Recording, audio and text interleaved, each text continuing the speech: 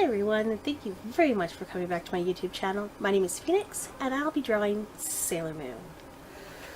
So many people fell in love with Sailor Moon when she first came out, when I was in high school. Oh geez, many moons ago.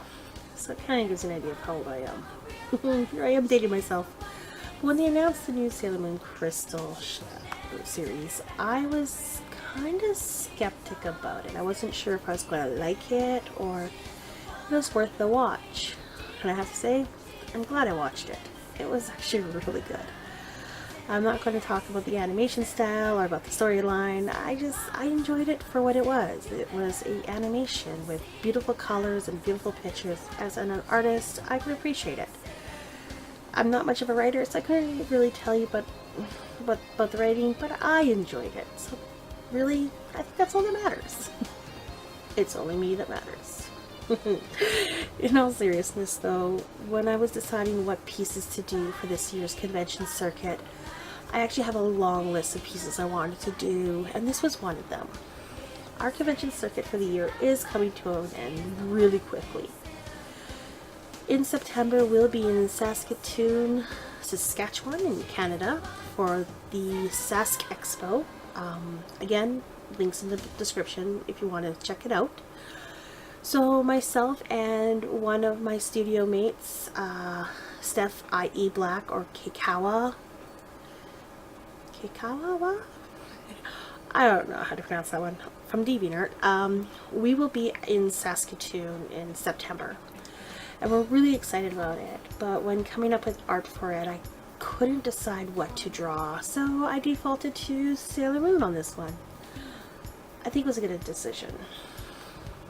The month after that, we'll be in Winnipeg, Manitoba, our hometown, celebrating convention and nerdums and just geek culture in general at the Central Canadian Comic Con, or C4 as we call it, at the RBC Convention Center at the end of October, early November. So feel free to join us there. I know I'm looking forward to it. Not only is Steph I.E. Black going to be there, but so is Parallel Penguins, or Dara Paris, as well as my good friend Thindra from Crew Creations. We're all going to be there celebrating geek culture and just art in general. So come check us out. We'll be in a group. More about that closer to the date on that one. And probably the most exciting convention that's going to wrap up our year for this year is the Calgary Winter Festival in November. It runs the final weeks of November, and I know I'm looking forward to it. I know Steph I.E. Black is looking forward to it. So 2 of the 4 of us will be there, and I cannot wait. I'm actually coming up with Christmas sketches, even though I just finished all the Christmas art for the magazines I work for, as well as some of the other locations I work for. We just finished Christmas. We're already into Valentine's Day and St. Patrick's Day, so it's kind of weird to be going back to Christmas art this late in the year. I know it sounds weird, but that's how the art industry works. We usually are drawing Christmas art come like Valentine's or, you know, start of spring. So I'm looking forward to seeing my fans and family and just other general geeky people that I know and who know me at these other conventions. I'm looking forward to it. I hope some of you will join us there. So a little bit about this piece. I did cut out, like I said, a couple hours of sketching, trying to decide what I wanted to do. But ultimately, I think it was for the best of the piece, as well as just in general, the whole art style. I did go with a new coloring style. You're not seeing it right away, but I did go with a new coloring style in this.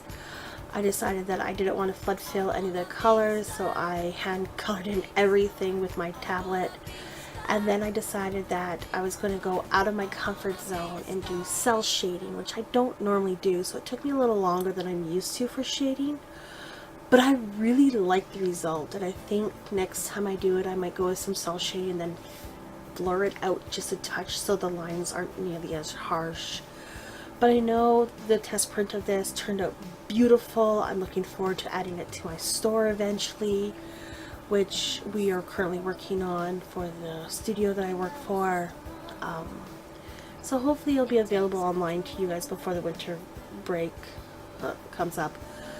I do plan on having this piece, like I said, it will be in our convention circuit. It's going to Saskatoon, to Winnipeg, as well as to the Calgary Expo. So feel free to join us in those locations if you like it and would like to pick it up. I didn't show any of the background creation stage because the background probably took me as long as the piece itself did.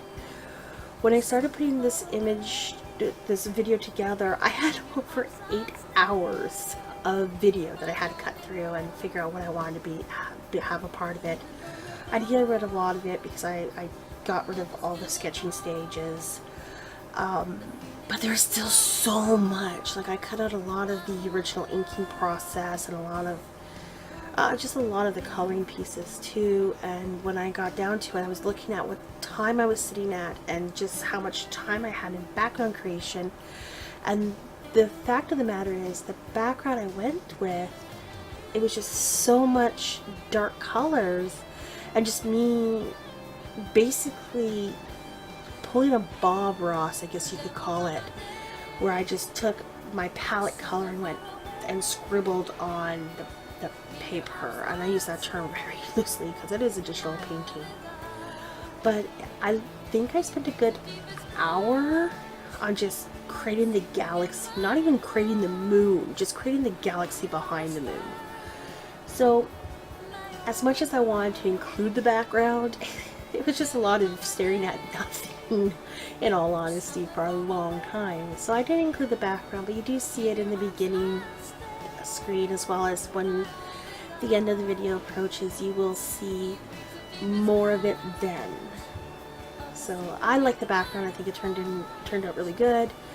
The ground, it was new to me. I wasn't sure what I wanted to do, so I thought doing a nice grasscape would be cool. You do see a couple pieces of grass in front of her boots if you look really closely. We did have flowers in the field that she's in, but the flowers just looked weird, because to make the flowers kind of match her size and just the scale of it, they look like little pinpricks of light themselves. So it looked like there was more stars on the grass, and it was awful. So I just scrapped that idea. But that's about what art is about. It's about discovering different ideas and just working with what you have and taking what you think you want and finding out it looks horrible and changing it on the go. So art pieces never turn out exactly how you see them in your mind.